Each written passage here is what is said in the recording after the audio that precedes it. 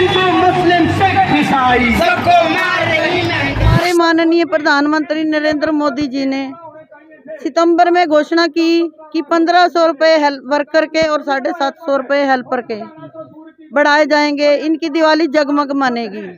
लेकिन जी वो भी घोषणा फ्लॉप ही गई। मजदूर यूनियन जिंदाबाद, मजदूर यूनियन जिंदाबाद। पूरे देश भर के अंदर जो लाखों करोड़ों मजदूर हैं, उनके जो श्रम अधिकार कागजों पे दर्ज थे, उन पे एक बड़ा हमला कर रही है मोदी सरकार। विधानसभा एक सच्ची सुच्ची जगह पे बैठ के ऐसी ऐसी घोषणाएं करते हैं, तो शर्म आनी चाहिए इस सरकार को। पूरे देश भर के मजदूरों के लिए जो श्रम अधिकार हैं, उनको और ज़्यादा मजबूत बनाया जाए। जो मजदूरों के श्रम कानूनों को सरकार पूंजीपतियों के पक्ष में बना रही है, उसका विरोध सड़कों पे उतर के दर्ज कराया जाए। वैसे तो नारा देती है ये बेटी बचाओ बेटी पढ़ाओ का, लेकिन मेरे हिसाब से ये नारा ये होना चाहिए बेटी बचाओ और सड़कों पर बिठाओ। मजदूर आंदोलन की स्थिति है, उसमें अनिश्चितकालीन के लिए एक लंबी तैयारी करनी होगी, क्योंकि इस तरीके की हड़ताल 1990 से लेके लगभग 15-20 बार हो चुकी है।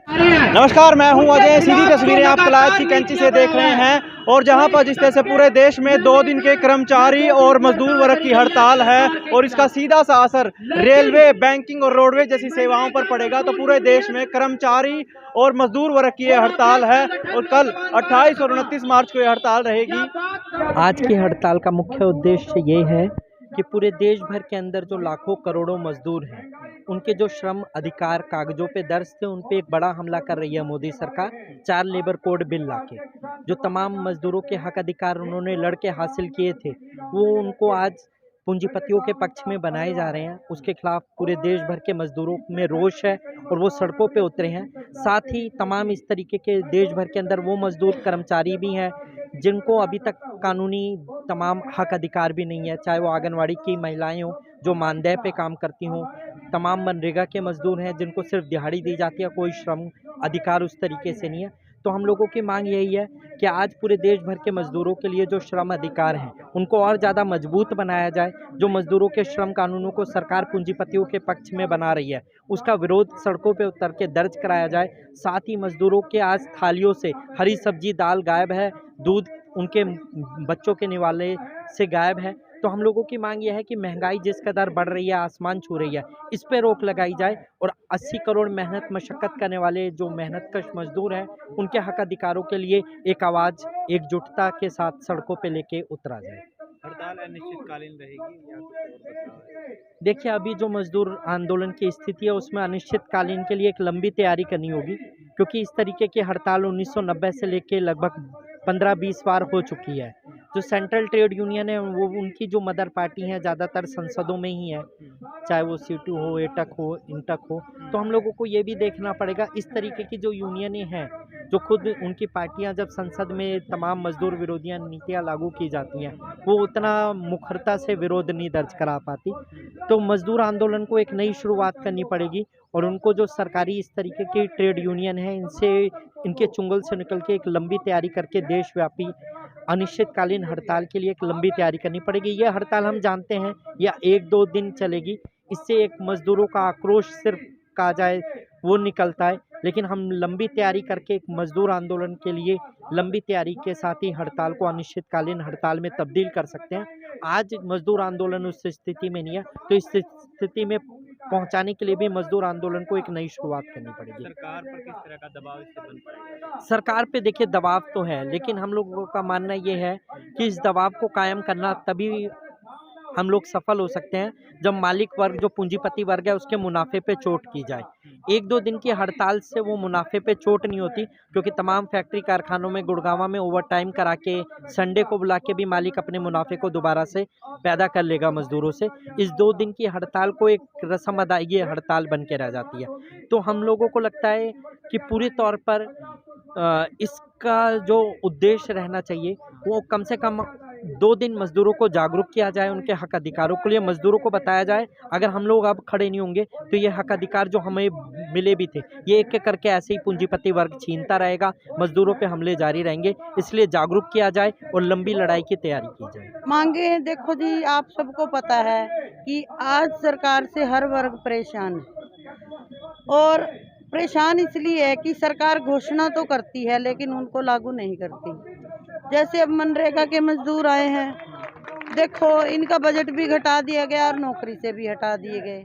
सर्व कर्मचारी संघ है, कितने पद रिक्त पड़े हैं अस्पतालों में, स्कूलों में, कहीं भी मतलब कोई भी नई बच्चे नहीं लग रहे हैं, कोई नई वैकेंसी नहीं निकाली जा रही है। और जैसे कि देखो आपको ये पता है कि लगभग 3.5 महीने से आंगनवाड़ी वर्कर हेल्पर हड़ताल पर बैठी हैं और हम कोई नई मांग के लिए नहीं बैठे हैं। हम एक तो सीएम की घोषणा है सर, एक पीएम की घोषणा है। सीएम ने घोषणा की थी 2018 में, मार्च 2018 में, कि आंगनवाड़ी वर्कर और हेल्पर को कुशल अर्धकुशल का दर्जा दिया जाएगा, लेकिन आज पूरे 4 साल हो चुके हैं। हम इंतजार करते करते थक गए हैं, लेकिन वो भी कोई घोषणा अभी तक कोई लागू नहीं की गई। और उसके बाद हमारे माननीय प्रधानमंत्री नरेंद्र मोदी जी ने सितंबर में घोषणा की कि 1500 रुपये वर्कर के और 750 रुपये हेल्पर के बढ़ाए जाएंगे, इनकी दिवाली जगमग मानेगी। लेकिन जी वो भी घोषणा फ्लॉप ही गई और ये बोलते हैं कि हमने ये घोषणाएं आवेश में आके कह दी। तो हम ये कहते हैं कि एक विधानसभा एक सच्ची सुच्ची जगह पे बैठ के ऐसी ऐसी घोषणाएं करते हैं तो शर्म आनी चाहिए इस सरकार को। वैसे तो नारा देती है ये बेटी बचाओ बेटी पढ़ाओ का, लेकिन मेरे हिसाब से ये नारा ये होना चाहिए बेटी बचाओ और सड़कों पर बिठाओ। मतलब इस सरकार की रणनीति में कोई दम नहीं दिखता। तो हमारी सरकार से यही अपील है कि इतना शोषण ना करे सरकार। और तो और अब खून लेने पे, शहादत लेने पे भी आ चुकी है। करनाल से 1 वर्कर 2 हेल्पर जिनको बर्खास्त किया गया उनकी शहीदी हो चुकी है। कल यमुनानगर डिस्ट्रिक्ट से भी सानो देवी 1 वर्कर है, उसकी शहादत हो चुकी है। और देखो सरकार ने किसानों की ली शहादत, 700 किसानों की केस किए, वो नहीं वापस लिए गए। और अब आंगनवाड़ी वर्कर पर भी केस दर्ज कर दिए, बर्खास्त कर दी गई नौकरियों से। तो उनसे पूछा जाए कि हमने किसी का कत्ल किया है क्या?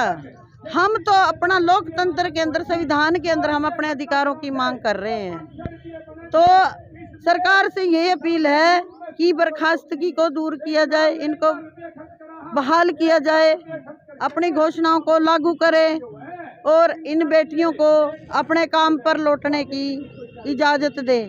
सरकार से हम बार बार यही अपील करते हैं, हम कोई लाठी गोली नहीं चला रहे, हम बिल्कुल शांति प्रिय ढंग से बैठ के अपना आंदोलन चला रहे हैं। हड़ताल अनिश्चित काल रही तो सरकार पे दबाव बने, क्या 2 दिन की हड़ताल में सरकार पर दबाव बन पाएगा? देखो जी, ये तो सरकार समझे तो छोटी सी बात पे समझ जाए। अब आपको पता था कि 26 तारीख को कलायत अनाज मंडी में आंगनवाड़ी का बहुत बड़ा प्रदर्शन रहा, उससे कोई भी अनजान नहीं है, सबको जानकारी है। तो देखो अब ये गूंगी बहरी सरकार धक्के से बन के बैठी है, खुद की पेंशनें लागू करती है, हम कोई और नहीं मांग रहे। अनिश्चितकालीन हड़ताल तो सरकार खुद बनवा रही है, हमारा कोई इसमें वो नहीं है कि हम अनिश्चितकाल ही बैठे। सरकार बैठे, बातचीत के जरिए समस्याओं का समाधान करे तो हम भी अपनी नौकरी पर लौटें। और हम अनिश्चितकालीन रखने की, अगर देखो सरकार खुद ही गुंडागर्दी पर उतर आती है तो हम उसका कुछ नहीं कह सकते। हमारा आंदोलन बिल्कुल शांति प्रिय ढंग से चल रहा है और हम शांति प्रिय ढंग से ही चलाएंगे। हमने तमाम मांगे रखी जो हमारी मांगे थी पिछले समय से, कि यहाँ पे कर्मचारियों की पिछले 3 सालों से कमी है। सिर्फ 1 कर्मचारी है, वो सिर्फ 2 दिन आता है हफ्ते में। यहाँ जितने भी कर्मचारियों की रिक्वायरमेंट है उनको पूरा किया जाए। बीडीपीओ ने कहा कि हम सीओ के पास भेज देंगे, हमारे हाथ में नहीं है। दूसरा, इन्होंने मनरेगा काम का जो मस्ट्रोल है उसको साप्ताहिक कर दिया है, तो पहले 2 हफ्ते का निकलता था। मैडम ने कहा कि ये भी हमारे हाथ में नहीं है। और तीसरी जो मांग थी कि जॉब कार्ड नहीं बन रहे पिछले 6 महीने से, इन्होंने कहा कि ये हमारे हाथ में, हम सक्षम बुला के जल्दी उसको हम मतलब निश्चित समय में पूरा करने की कोशिश करेंगे।